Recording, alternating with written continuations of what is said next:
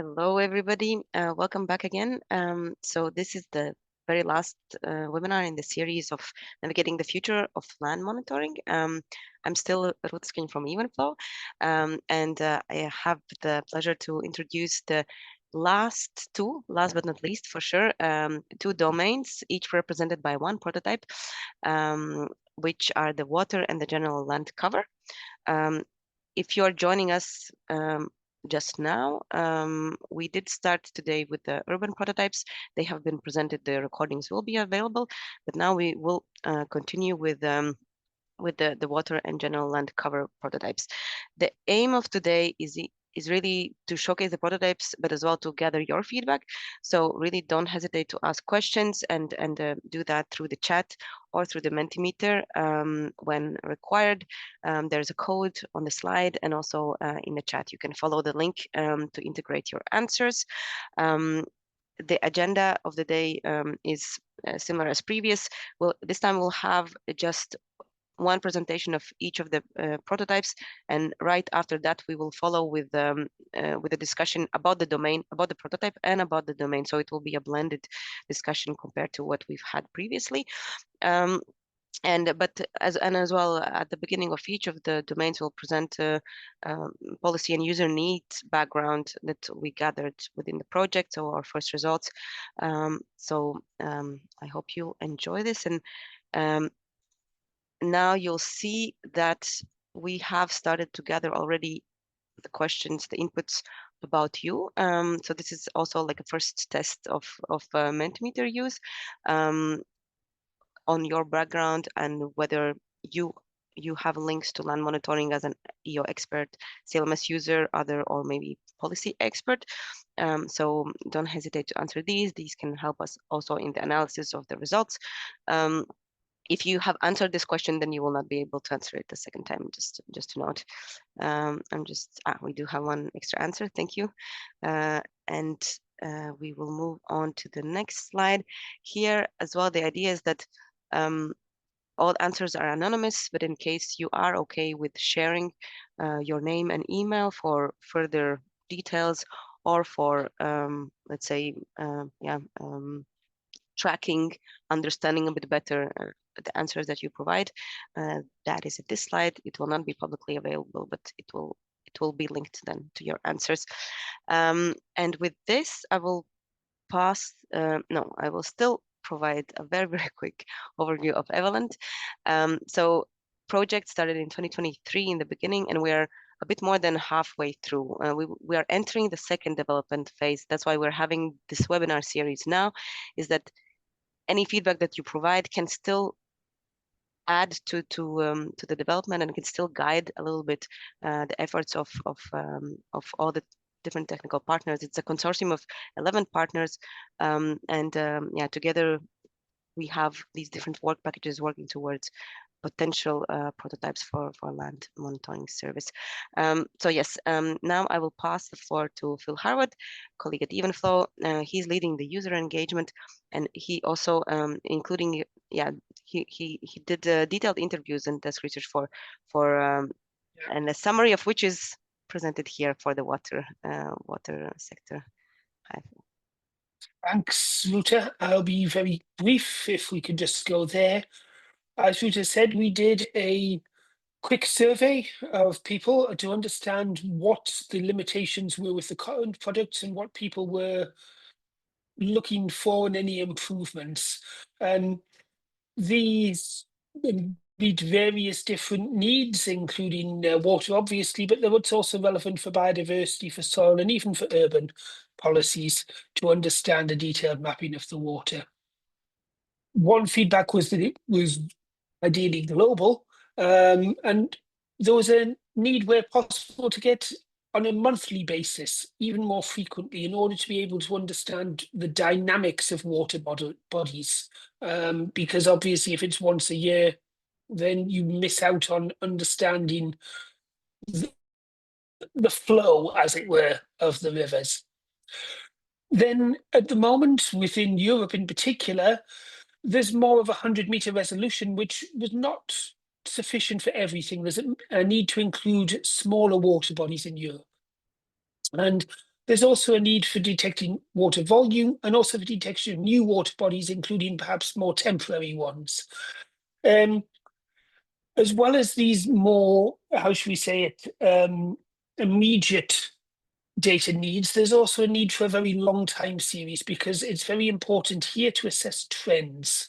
And especially when we get into things like considering actions under the nature restoration law, the trend is very important. So these were the user feedback that we got in the first round. We'll see if it matches up with what you guys tell us today. But for now, I will move on and pass the floor over to, I believe Christoph is giving us this presentation. Yes. It's my turn. So I'm going to talk about the improved water bodies mapping we've been developing, starting from what Philip just presented, is to say that we had objectives and we had already existing products. That's to say that within CLMS, we have two main products related to water. The first one being the high resolution layer water and wetness, which is produced from 3 years of information, providing information from 10 to 100 meters over Europe, and the one called water bodies, which produces operationally at a monthly pace within 5 days. A water body product at a global scale at 100 meters resolution within the GSWE dataset. And the thing is that those two products do not answer to all of the prototype objectives. It's to say ponds under 1 hectare, a resolution of 10 meters to correspond to the satellite data we have. The possibility of producing at least monthly water map or even better weekly products. It must also encompass new or ephemeral water bodies at a global scale, where it must do everything, as you may understand. So we started from that requisite to go for methodology which uses a likelihood maps. It's to say that we start from Sentinel-2 data. We exclude the areas that cannot be water, and then we do calculate a lot of indexes related to water, and then we have a likelihood map. Is to say that if one index says it's water, we have one vote for yes. If we have a second index saying it's water, we have a second vote, and so on. And then we have to choose with a vote of majority which area correspond to water, and exclude other areas that might not be considered in the end as water bodies. Two of the main exclusion processes rely on the use of the weighting of the slope in terms of topography, is to say that we try not to take into account hilly areas as possibly being water.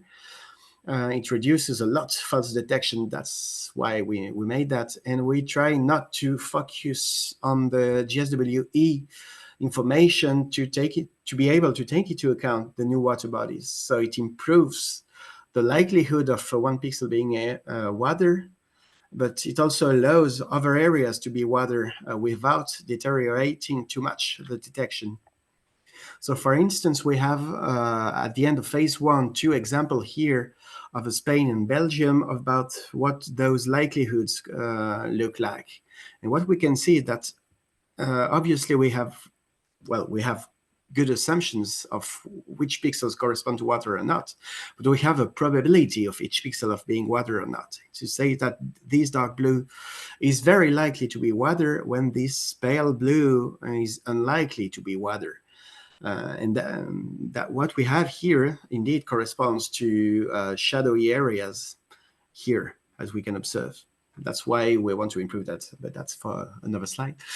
And for Belgium, we have also here some example of the known issues about clouds and shadow clouds to be excluded, and also from some areas that are to be taken as water or not, depending on the water levels. For instance, here, the river level is low and here it's higher. So we have a good agreement, but we lose information about the linearity of the information.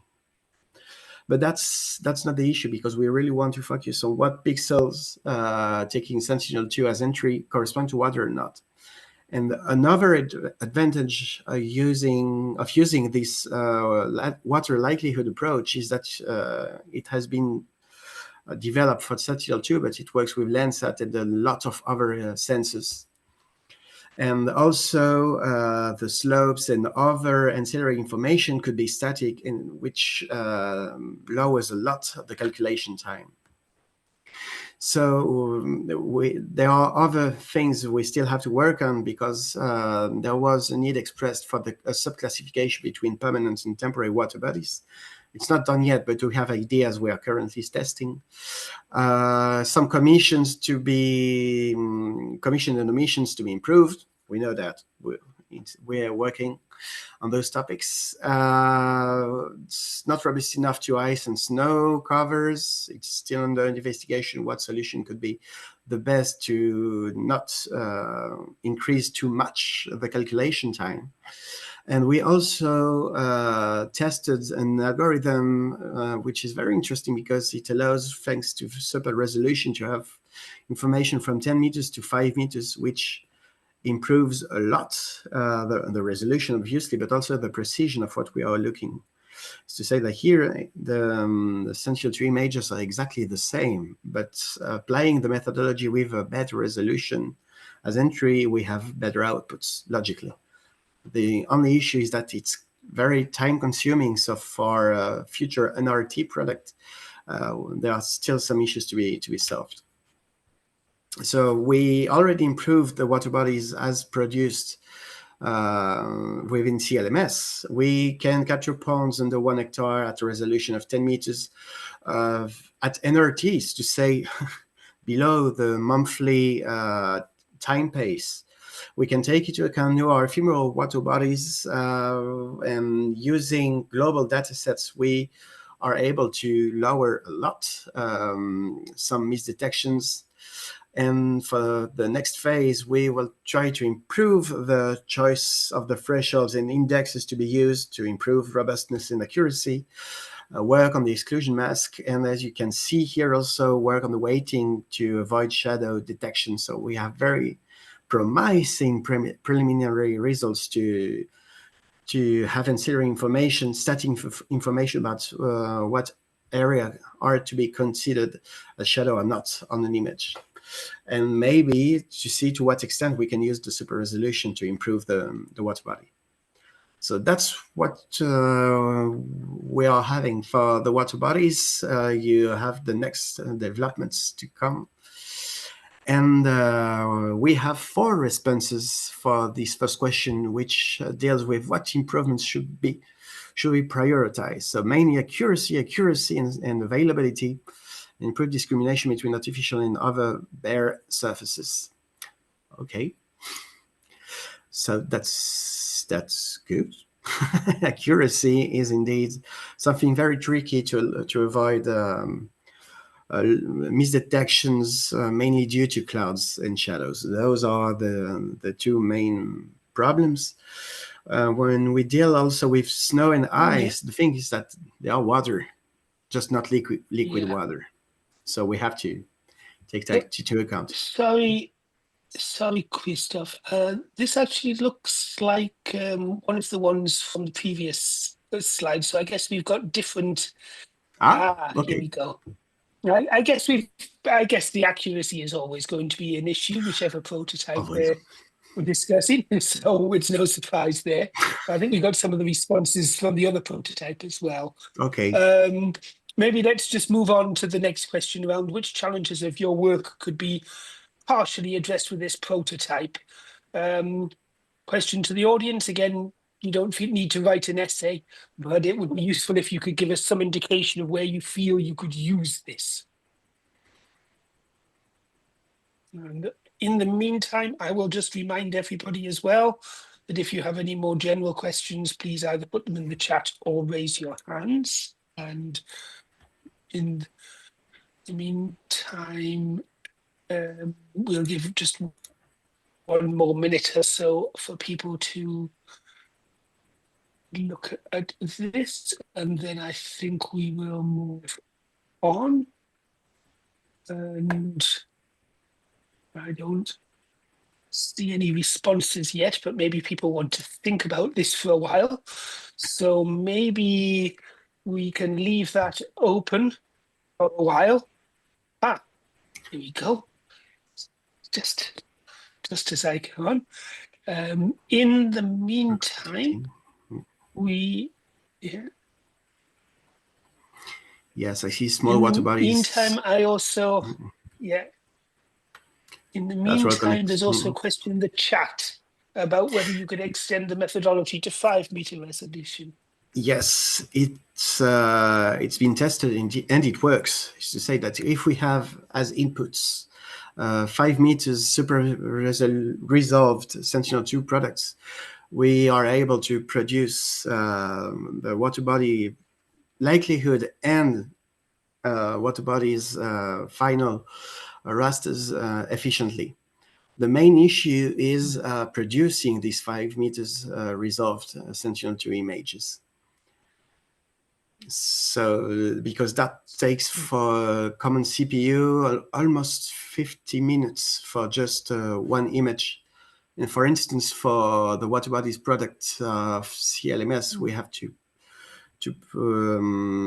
treat something like 200,000 images. So we cannot multiply that by 50 minutes. Yeah, understood. Okay, thank you. I think there seems to be no more answers coming into this. So unless there are more questions, if there are any more questions, we can take it at the end. But if not, I think we will. No, there is one more, the one we always have, which is what haven't we presented? What is it that you would have liked to have seen, but we have not presented today? And while everybody is thinking of that question, the answer to that, there is another question in the chat about what timely resolution might be available. Well, for the time resolution, it could be NRTs to say we have a new image and voila, we have a water body produced at the same time. So it could be something very quick. It depends on which systems and what the people paying for want to do, is to say the final users in the end. But the algorithm could be applied to whatever images available. For the first question, I didn't hear very well. Can you repeat, please, Phil? What improvements in the water domain are still needed that we have not addressed today? So I think we can leave that question open for a while. Let people think over it, and please put that in.